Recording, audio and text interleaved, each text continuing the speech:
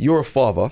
I think it goes, does it go unnoticed? No, it does a bit. I think it does go unnoticed that you're a father and to a few children, and one of them being a great footballer. Caleb, I'm speaking about here, he always plays football. And you support his career by going to his games relentlessly. When I tell you Robbie is the most, I think people understand how busy you are. But if they don't, he is very busy.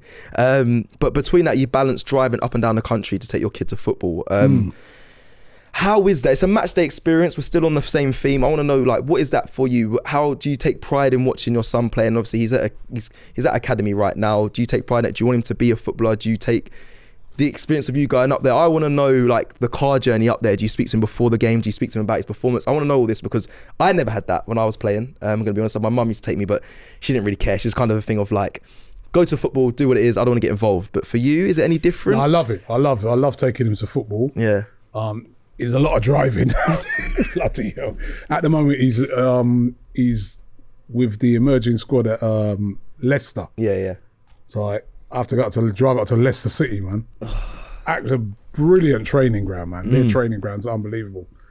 And then his grassroots team that he plays for, they play in the Midlands Junior Premier League. So, like last weekend, like remember we went out on a Friday. Yeah. I had to wake up first thing in the morning, man. Go drive up to Birmingham. Jeez. I'll tell you, he plays all over the place, man. So, and he's only 12. Yeah, he's young. He's under 13s. But he's very talented. Yeah. And there's no pressure for me whatsoever on my son. Okay, good. I'm like, yeah, you know what? Enjoy your football. You're very talented. You've got from a very young age. I was like, wow. I used to say to him, who showed you how to do that? Oh, swear. He'd do certain things. I go, especially when he's playing in games. Yeah. I'm like, where did you learn that? He goes, well, learn what? Oh, he doesn't I go, where did you learn how to put your body, like, because he sort of plays like a left back, left wing back. Yeah. Right. He can play midfield as well. He's a very defensive minded player. And I'm like, who showed you how to get your body across? Like he goes, I don't know what you're talking about. Seriously? So, not YouTube videos or anything? No, it's just natural. So he's got a lot of natural ability, right? So I was like, wow, from a young age, I was like, he's good. He's going to be good. Yeah. And he's done really, he does really well. I love the fact that he works so hard. He trains so, he's always training. He never bottles it out of training. I remember one day he was going up to Leicester. Yeah. And it was absolutely tipping it down with rain. I mean, like monsoon. Yeah. Right? And then on the motorway, there was an accident. Oh, my Lord. And we were stuck in it for ages. And I rung up the coach and I said, you know what? I go, we might struggle to make it today, because I go, we're still stuck on the M1. Yeah. And he goes, Robbie, you know what? It's all right. He goes, you guys are going to be late now anyway. So if you don't get through the traffic soon, turn back. You can just turn back. It's no issues. You know what I mean? It happens. So I say, cool. And then we started to get through the traffic. And then we got up to the next junction. And I said to my son, I said, I'm just going to turn around and go back. I go, it's pouring down with rain. I said, plus as well, you're about 45 minutes late now for training. And he said, no, I still want to go. And I said, you see the rain? He goes, I still want to play. And he still went, and that wasn't a game, it was just training. I'll take my I was like, wow, dedication, man. And I really, really enjoy watching him play football. And I really, really enjoy when you watch kids of that age, not just my son, I enjoy watching even some of the other kids, the talent. Yeah. And it's such a nice thing to see. Yeah. When you watch football at that level, at grassroots football, I take my hat off to people involved in it, the parents that give up their time, the coaches that give up their time. They're not getting no money. They're not getting paid, these people. All right, the guys at Leicester and that, they are professional. Yeah. But I'm on about like, when it's like grassroots and that, it's unbelievable, man. And I enjoy, really, really enjoy watching it. And I really love taking them. And I love to take that time out and spend with him as well. Yeah, that's what. And I feel that's very important. So, yeah, I love doing it. I mean, it's a lot. He has me all over the place, man. I'm telling you, all over at some early hours. Yeah. Sometimes I'm watching games, right? And I'm getting absolutely soaked. And we're coming to that time of the year as well when the weather. Oh, the winter period's coming. And I'm getting absolutely soaked, man. I'm like, Yeah. And I get in the car, I go, yo, you better make it, you know. I go, wait. I never pressure. That's for the I go, you better make this guy. I go, all this drive. But to be honest, I don't pressure him. Yeah, I don't. I know, My son's, I'm playing. I know he's you very don't. quiet as He well. is, You've met him before. I've met him. He's very quiet, right? Yeah. So like, even when I go to games, I'll just say to him, yeah, today, win your battles. Just do your best, win your battles. And that's about all I say. I don't really go on about it, you know, make sure you do this. That's what the coaches, and that's what the coaches do. Yeah, because if you're too much on them, you know, it's not good. I remember when my son, the first team that ever spotted him when he was about 8. Yeah. He's playing in a little tournament, he got spotted by Arsenal. I remember he's playing at a tournament, Arsenal and Watford both spotted him. Yeah. And they were both like, yeah, we want him to come down and train with us. Yeah. I said to the Watford guy, okay, yeah, cheers, mate. Right? So he was like, what they call their development squad. Yeah. And he was there. He did really well. He got right. No, they start off with quite a lot of kids, and then they kind of, you know, it's like they drop you off. And he got right down to the end. He didn't quite make it, and then he left from there. And then he actually then got recommended from there to MK Dons. Right. And then he was at MK Dons for 3 seasons. But when he was at Arsenal, they never used to let the parents watch the players train. So you've been to London Colney, right? You know that big dome they got there? Yep. So the kids would go in there and they'd be training, and all the parents would just have to go in a room and sit down. Blimey. And just sit down in there for 2 hours. With all the other parents? Yeah, and you drink about 10 cups of coffee and that. You know. So one day I said to the coach, man, because I said to my guy, yo, why can we never watch? Yeah. And he goes, no, you know what it is, Robbie? It's not because we don't want you in particular to see your kids playing. He goes, but what we find is that, he goes, we don't want them to have like too much influence from their parents. Yeah. We're the coaches, we want to coach them. So he said that what happens is when they find that when they have parents in there, even when the parents not saying things, because you're not really allowed to talk to them and that, but he said even that, he goes, they'll see a lot of kids constantly looking around at their parents. Yeah. And then they said as well that some parents won't say nothing to them inside the dome because they're not really allowed to talk. You know, they have to.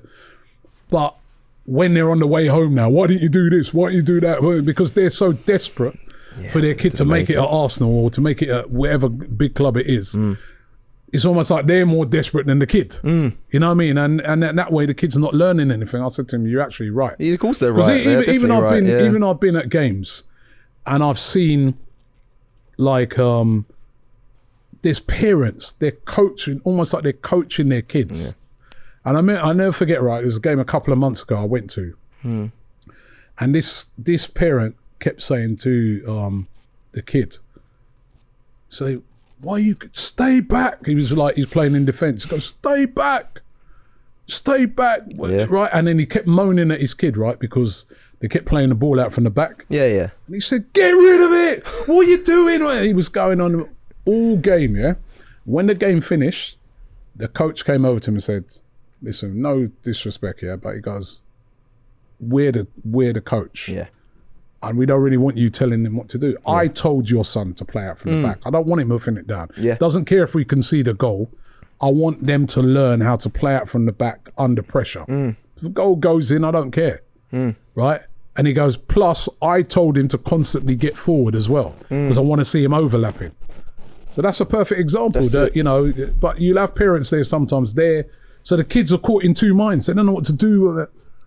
And I always say to my kid, I go, yo, do what the coach tells you. Yeah, play your game. The coach tells you to get forward all the time, get forward all the time. If he tells you to stay back, if he says play out from the back, play out from the back. If he says go long because he's in charge. Yeah, they have a style of play and that's what you got to follow. And that's why a lot of time with a lot of these, you know, the parents can be, you can't put undue pressure on a kid. You don't know who's going to make it. You see a kid at 8 to 13, 14, he's absolutely unbelievable. When he turns 15, he's not hacking it no more. Yeah. You see another kid that, you know, is not the best at this age, he might be the one that goes on to make it. You know, I was chatting to a scout at Arsenal. He told me that, you know, Emile Smith-Rowe got released from Chelsea's development squad. Yeah. You know, but then Arsenal took him and look where he is now. You know, so you don't know. I mean, you can't put that pressure. Let the kid play. Let them enjoy themselves. Let the coaches do their job with the players. And if they're good enough, they might make it. Might, yeah. I want everyone to listen to that and just take that as a good insight, because I never had a parent that spoke on their experience of watching me when I was playing pro, but I know about parents saying that their greatest feeling is taking their kids to play football, and if they do something good, they look over and that smile, that feeling. I get that. That must be an amazing feeling. But when it comes to a professional game, like you said there, you have to let them play. A lot of players fail because of their parents. And what I would say to parents as well is, you know, the sort of story that you told there, support them as well. If you can. It's very difficult because, you know, there's some parents that, you know, because of their jobs and that, they can't get to, even me, a lot of times I can't get to games. And even if I can't get to a game, one of the other parents who might take my son, I'll say to him all the time, let me know how he got on, tell me how he did, and he does. And I do the same with his son if he can't make it. And they really, really do appreciate the support. So if you take your kid and you're taking them to games, and they love that.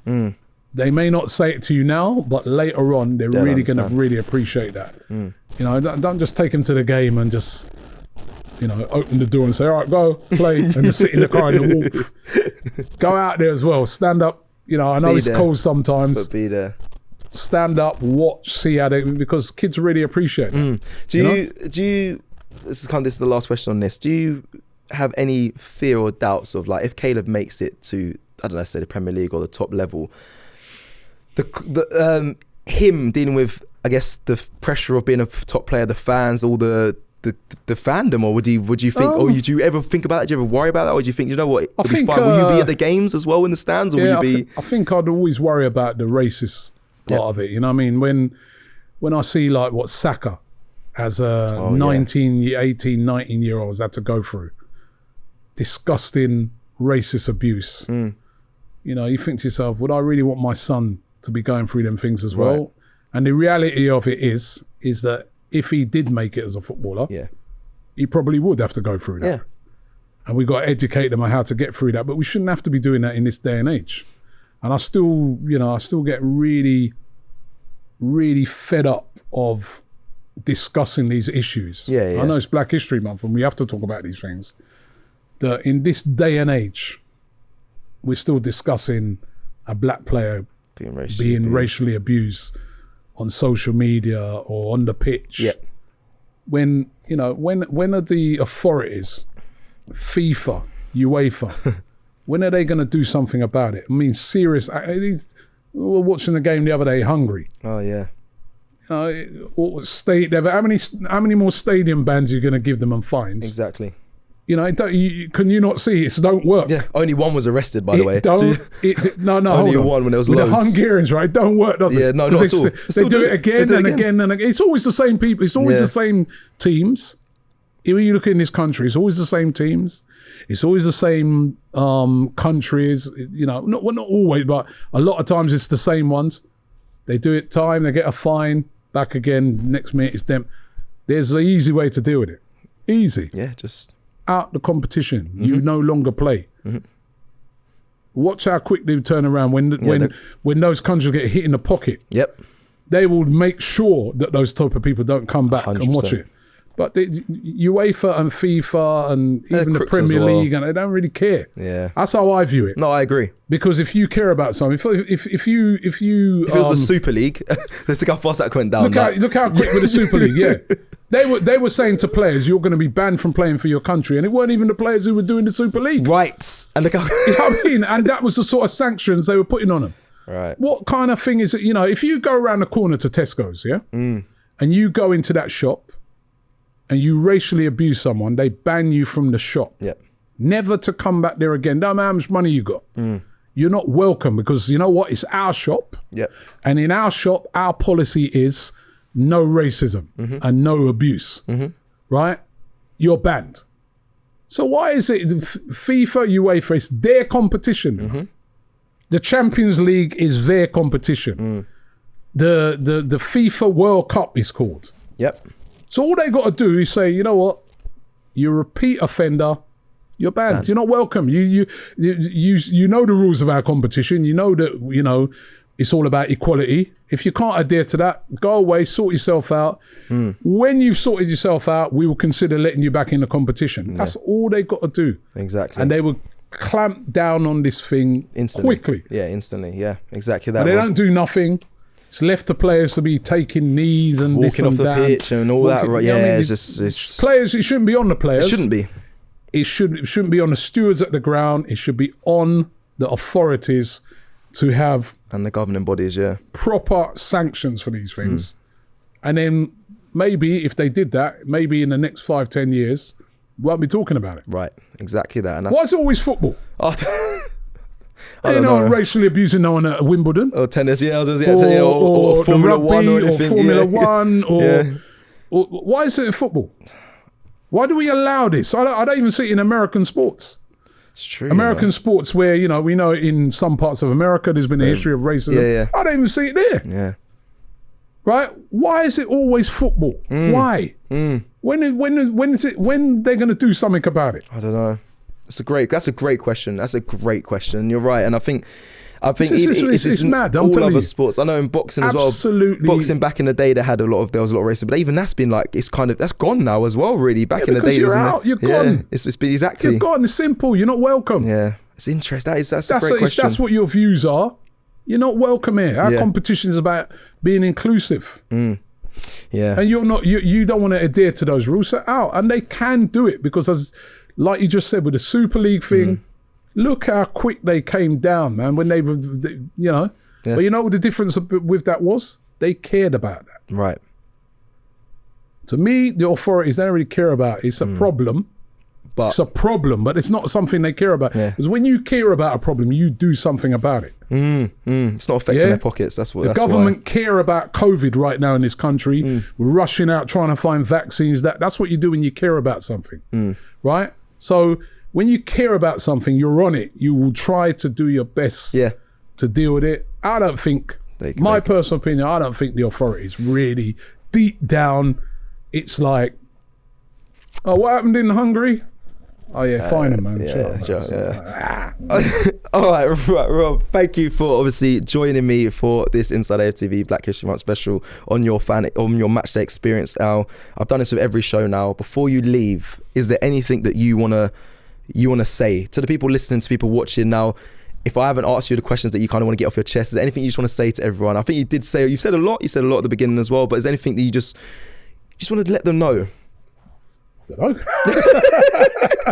I love this bit because I chat too much. no, it's fine. It's obviously no one prepares for this, no one plans for this. I did it with Turkish, but just anything that you thought, oh, do you know what? I actually wish, because sometimes people get on these chances I to think talk. what I'd say is, like, you know, being Black History Month, you know what I mean? Let's celebrate, you know, some of the great Black people. Yep. You know, especially when I look on it, like here in the UK, you know, I'd say, you know, let's celebrate our parents who were pioneers. That, you know, like my parents, they came to this country with nothing. Right? I mean, they were like poor. Yeah. Like there was 13 in my mum's family. There was, Blimey. I think it was 9 on my dad's side. They lived in if I was to take you and show you where they grew up, it was a shack. And they come to this country with nothing. Yeah. And they come to a country that they're not used to. Yeah. Cold, wet. First generation, did they come over to help rebuild the... They came over, they came over to that sort of generation then. to help rebuild right, what the they country. call the Windrush generation, right? And I'm so proud of my parents, even though they're not here now. I'm so proud of them when I see what they did. They worked hard. My mum and dad, they bought their own house. They brought up, you know, 4 boys. You know what I mean? We've all done well, you know. And there's a lot of parents like that, you know, a lot of Black parents that come to this country and have really, really, you know, done great things. So as kids as well, I want to see more sort of youngsters as well looking into our history. Right. When I say history, I'm not even on about going like hundreds of years back. Just last 50, 60 years. Yeah.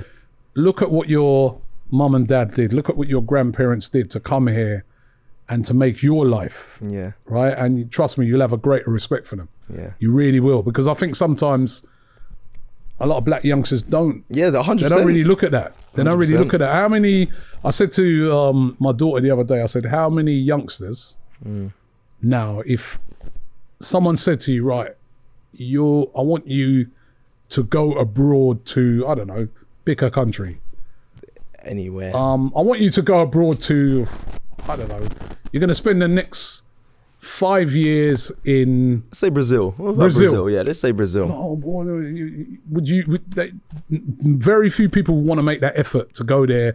They'd be very frightened about what the place is going to be like, what to expect, so you think about it.